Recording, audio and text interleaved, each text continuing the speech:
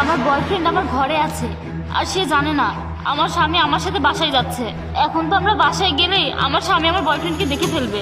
আপনি আমাকে একটু সাহায্য করুন প্লিজ, আমার বাসায় গিয়ে আমার বয়ফ্রেন্ডকে বের করে দিন। আমি টাকা ছাড়া কোনো কাজ করি না। ভাইয়া, আমি আপনাকে এর জন্য পুরো 1000 টাকা দিচ্ছি।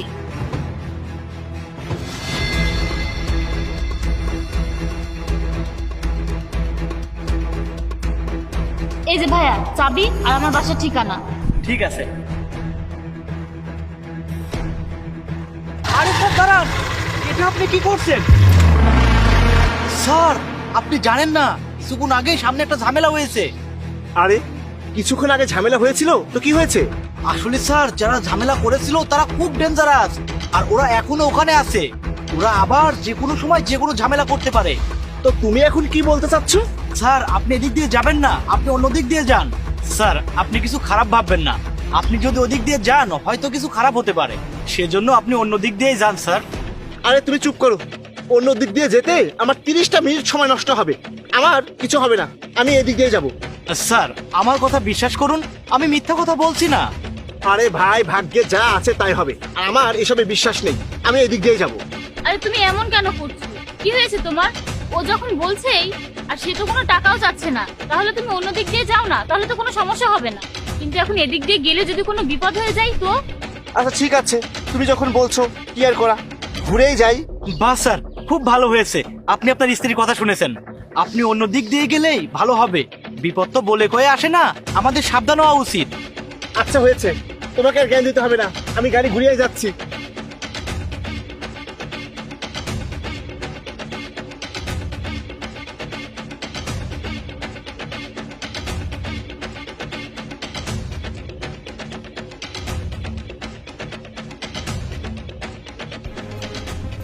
আসো।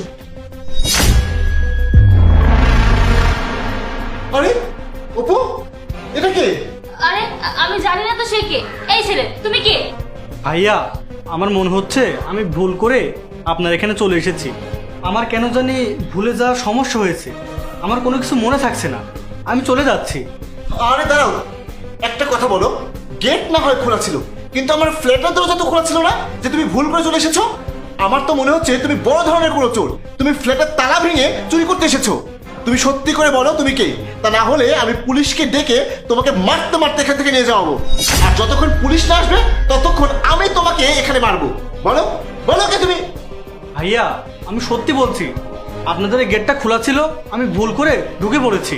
আসলে আমি বাসায় বলেছিলাম গেটটা খোলা রাখতে, এই গেটটা খোলা দেখে আমি ভুল করে এই গেটে ঢুকে পড়েছি। আমি এখনই চলে যাচ্ছি।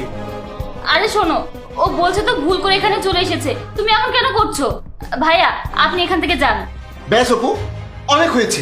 তুমি আর কত মিথ্যা বলবে তোমার এই প্রেমিককে বাঁচানোর জন্য? তোমার কি মনে হয় আমি কিছু জানি না? আরে আমি সব কিছু বুঝি, আর আমি সবকিছু জেনেও গেছি।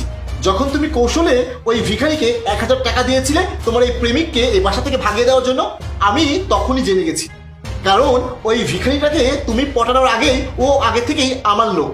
আমি প্রতিদিন ওকে 50 টাকা করে দিয়ে সাহায্য করি। এ পর্যন্ত কত টাকা যে দিয়েছি তার কোনো হিসাব নেই। আর তুমি কি ভেবেছো ওই 1000 টাকার জন্য ও তোমাকে সাহায্য করবে? তার মানে স্যারের স্ত্রী স্যারকে ধোকা দিচ্ছে, কোনো একটা ছেলেকে বাসায় নিয়ে গিয়ে তার সঙ্গে মজা করে স্যারকে ধোকা দিচ্ছে। স্যার আমাকে প্রতিদিন 50 টাকা করে দেয়, এটাই স্যারের ঋণ পরিশোধ করার সুযোগ। ম্যাডামের বয়ফ্রেন্ড বাসায় আছে, বাসায় থাক, স্যার গিয়ে হাতে নাতে ধরুক, তাহলে সে বুঝতে পারবে তার স্ত্রী তার সঙ্গে কি ধরনের প্রতারণা করছে। আমি এই কাজ আর কখনোই করবো না, যাতে স্যার ধোকায় পড়ে আর না থাকে। এই দেখো, তুমি আমাকে ক্ষমা করে দাও, আমার অনেক বড় ভুল হয়ে গেছে। আজকের পর আমি ওর সাথে আর কখনো যোগাযোগ করবো না, কিন্তু প্লিজ তুমি আমাকে মাফ করে দাও। তোমাকে আমি ক্ষমা করবো? এরকম নষ্ট চরিত্রের স্ত্রীকে ক্ষমা করে দিয়ে তার সাথে আমি সংসার করবো, যে কিনা আমার অগোচরে বয়ফ্রেন্ডকে বাসায় নিয়ে আসে? আরে তুমি যদি সুযোগ পাও তুমি আবারও এই একটা কাজই করবে, কারণ তোমার চরিত্রটাই এরকম।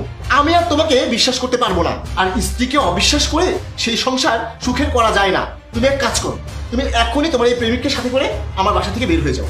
জাহিদ, আমাকে আর একবার বিশ্বাস করো, আমি আর কখনো এমন কিছু করবো না।